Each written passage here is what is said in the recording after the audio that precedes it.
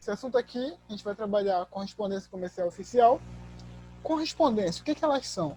Simplesmente são os documentos que o secretário ele tem que fazer e tem que ter ciência de como fazer. São os documentos que você envia para a empresa, são os documentos que tu faz dentro da empresa e assim por diante. As relações comerciais entre empresas e órgãos públicos sempre exigiram uma correspondência com regras próprias e fixadas em modelos. Ou seja, todo tipo de ofício, circular, aviso, ele tem sempre uma regra que a empresa ela coloca e tem sempre um modelo. E às vezes o formato muda de empresa por empresa. Porém, é universal que todas as correspondências elas sigam alguns critérios onde todo tipo de documento tem que ter.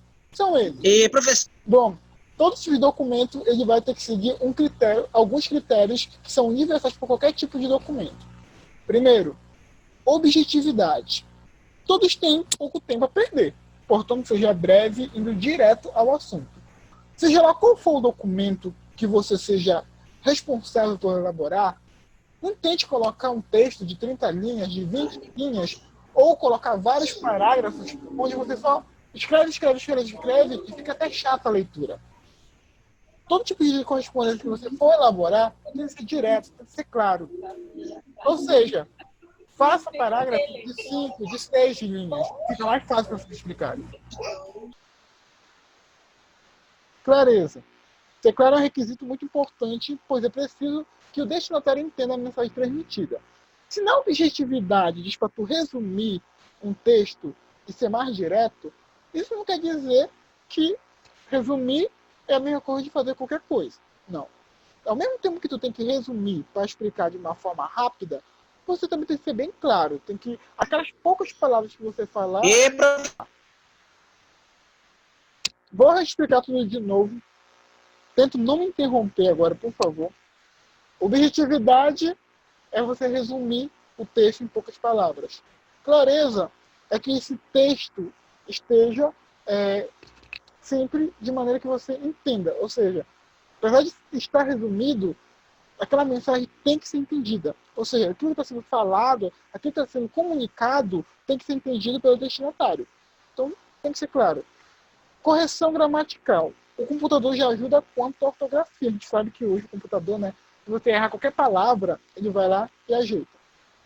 Se você der 2 espaços, ele também vai mostrar que você deu 2 espaços. E assim por diante. Então, sim, o computador ajuda muito hoje em dia. Porém, tome cuidado com erros gramaticais e outros tipos de erros, pois eles depreciam a imagem da empresa. É assim, o que quer dizer depreciam? Imagina você enviar um documento, né, uma empresa de grande porte, fazendo uma parceria. E nesse documento tem erros. Bom, se você está fazendo uma parceria, você tem que ser uma empresa, né, dedicada, focada e principalmente profissional. E erros de ortografia mostram que a empresa não está tão, né, profissional como ela devia ser. E acaba mostrando, né, uma péssima aparência da empresa. E, gente, essa questão aí de correção gramatical é muito importante. Tem gente que é demitido por causa de erros ortográficos. Isso não é mentira, não. Olha, um erro que muita gente... Na verdade, é um erro que já aconteceu na minha vida como profissional. E é assim, eu já fui gerente de uma empresa e eu precisava de uma secretária. Uma secretária. E aí a gente foi solicitar para uma outra agência. O recepcionista da empresa, ele mandou, né, o ofício para a agência, só que foi um erro assim, pequeno, que complicou toda a vida.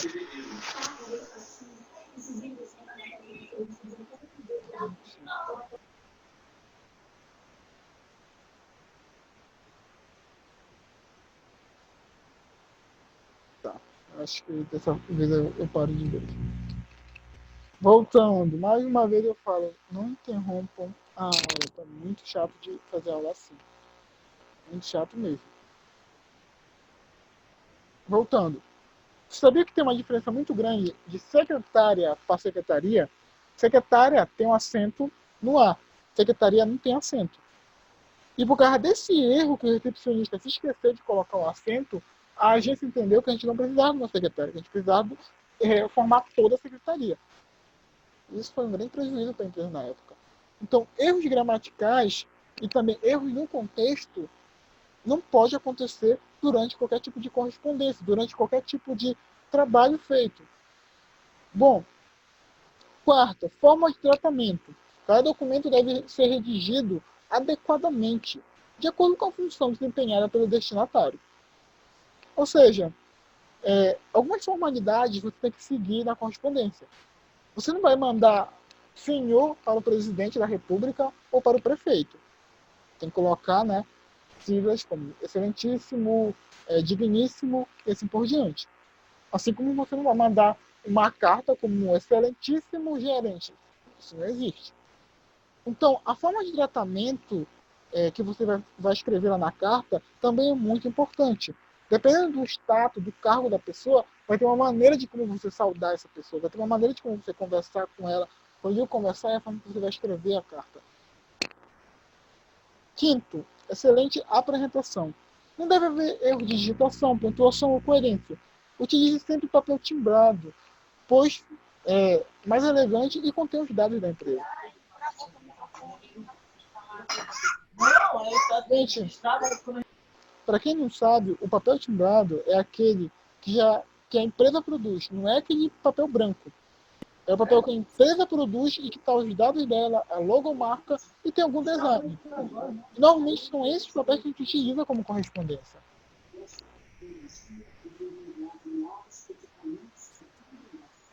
Eu vou liberar agora o som aqui. Deu para entender até agora? Se quer que eu explique alguma coisa sobre esses 5?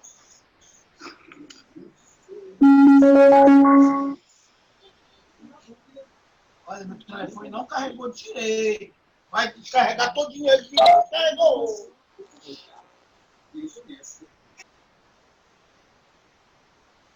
Vamos lá.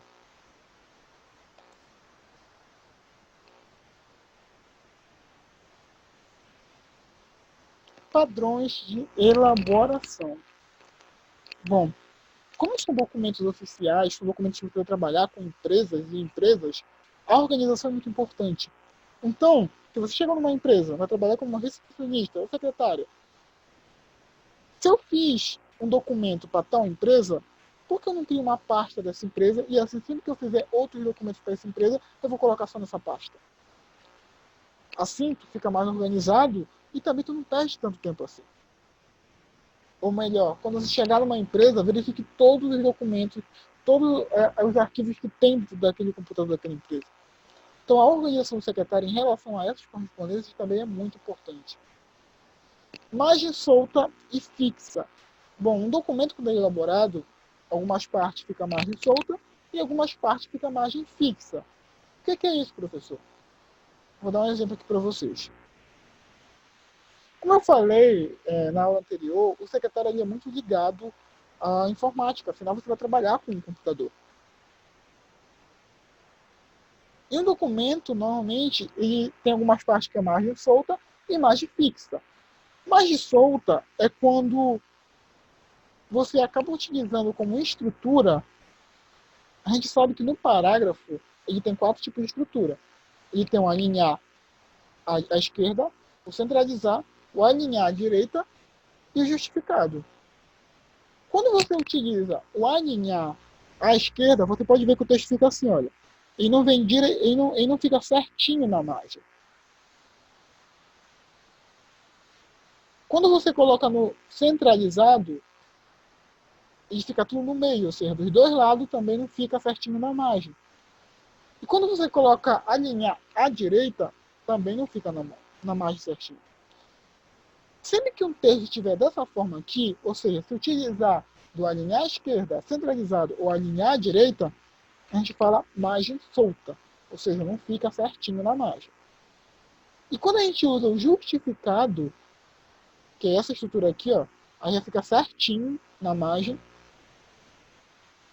ó, um embaixo do outro, tudo direitinho, a gente já fala que isso daqui é margem fixa. Então essas são palavras do secretariado. Margem solta, quando tu utiliza o alinhar à esquerda, o centralizado, ou alinhar à direita, e margem fixa, quando tu utiliza o justificado. É bem simples de entender isso, gente.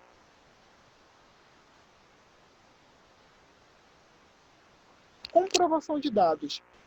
Pessoal, sempre que vocês forem enviar alguns documentos para outra empresa, ou até mesmo para parcerias da empresa que vocês estão trabalhando, sempre, se for por e-mail, não apague os e-mails que vocês enviaram.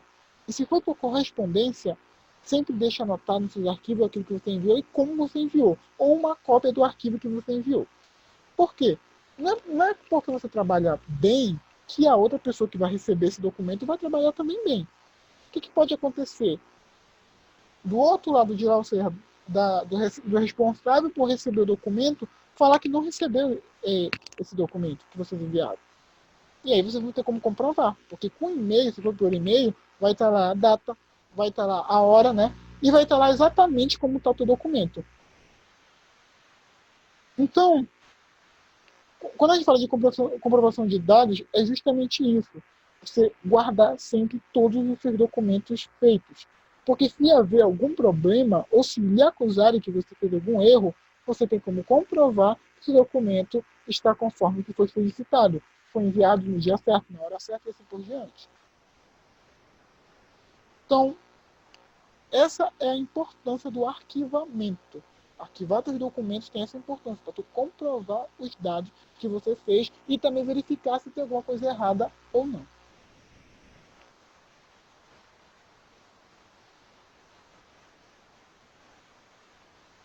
Olha aqui, pessoal. A gente falou tanto na última aula de algumas abreviaturas, eu peguei essa daqui da internet para mostrar para vocês. Por exemplo, a atenção de, AT, ponto. Ao mês, A barra M. Lembra que a gente trabalhamos aqui o... Cadê ele? A gente trabalhamos o A barra C, que significa aos cuidados de. Então, isso daqui são algumas abreviaturas que você vai utilizar nas correspondências justamente, né, para o teu trabalho ficar mais excelente e ficar mais formal também. Então, essas são algumas das abreviaturas. Vocês também podem pesquisar em outras. Olha aqui, doutora ou doutores. Doutor ou doutoras. Aqui são as abreviaturas. Limitada. Aqui são as abreviaturas. Sociedade, SOC, ponto. E assim por diante. Tipos de cartas comerciais e ofícios.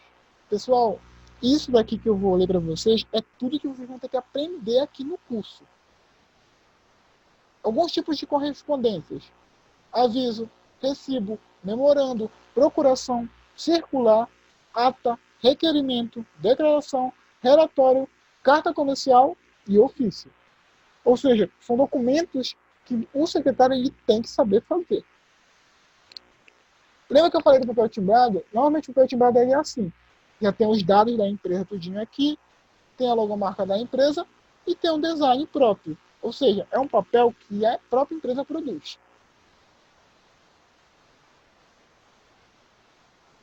Bom, vamos começar a trabalhar com esse primeiro documento aqui, que é o mais fácil entre todos, que é o arquivo.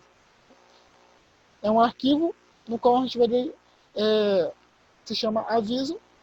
Provavelmente você já viu esse tipo de arquivo em vários locais, em vários estabelecimentos. Sabe quando você entra em algum lugar, aí está escrito lá, só pode entrar com máscara, ou só pode 2 pessoas por vez, e está grudado na parede lá? Isso daí se chama aviso. São correspondências que você pode fazer tanto externamente como internamente. O que é um aviso? É um documento que vai servir para comunicar, avisar ou simplesmente avisar de algo que está acontecendo dentro da empresa ou que a empresa está exigindo atualmente. E isso pode acontecer de 2 formas. Tem um aviso interno, que é o aviso para os funcionários, e tem um aviso externo, que é aquele aviso que você coloca, que cola na empresa, né, para os clientes verem ou para qualquer pessoa que está vendo o que está acontecendo no momento. Aqui tem um exemplo, bem aqui a configuração. Como eu já falei para vocês, todos esses documentos você tem que trabalhar no Word. Aí coloca aviso, cidade e data, para vocês verem um pouco de diferença dos outros trabalhos, né? Porque na carta de apresentação, a cidade e a data ficam na margem esquerda, né? Já o aviso não. Ele começa a data e a cidade no alinhar à direita. Coloca aqui tua cidade e a data, dá 2 enter e escreve o primeiro, é como se fosse um título do que está acontecendo. No caso aqui seria alterações no horário de atendimento da biblioteca. Aí você já sabe que é alguma coisa que envolve as alterações no horário da biblioteca. Dá 3 enter, ou seja, 3 linhas em branco, e escreve teu texto, sempre claro e objetivo. No período de 23 a 27 de agosto, a biblioteca estará aberta somente no turno da manhã, no horário das 8h30 às 10, em virtude da necessidade urgente da realização de reformas. Pronto, já foi dado o aviso. Dá 5 enter, aí tu vai escrever bem aqui o nome de quem mandou, quem te autorizou a fazer esse aviso, e o nome, né, do cargo. No caso aqui foi o José dos Santos, e aí o diretor administrativo. Depois que você imprimir esse aviso, sempre mande a pessoa que te deu autorização assinar. Você nunca pode fazer um aviso do nada. Tem que ter autorização de algum dirigente seu. E sempre mande ele assinar antes de você colar esse aviso em qualquer lugar. Em muitos dos casos, vem também o carimbo da pessoa aqui. Então, o aviso é um documento bem simples de fazer. Tá. Deisiane, Érida, Wellington, vocês têm alguma dúvida até agora?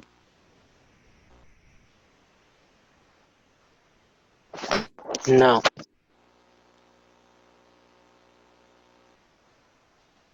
Então, vamos com os exercícios de hoje. São só 3 questões